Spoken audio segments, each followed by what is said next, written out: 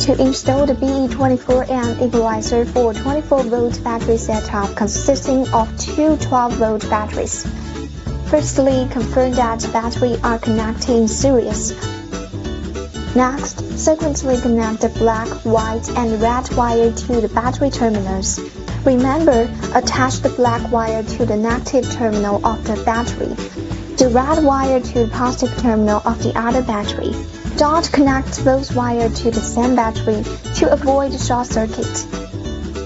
After wiring, check the display panel with two sets of AV indicator lights.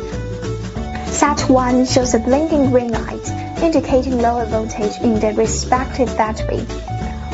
The second set displays a solid red light for voltage below 10 volts. A indicates the battery-based red wire, B for the black wire connected battery. So a blink green A light implies lower voltage in the red wire connected battery. A steadily red B light means the black wire battery has voltage below 10 volts. If both A and B indicators don't blink, the battery voltage difference is below 80 millivolts, signifying balance and deactivating the equalizer.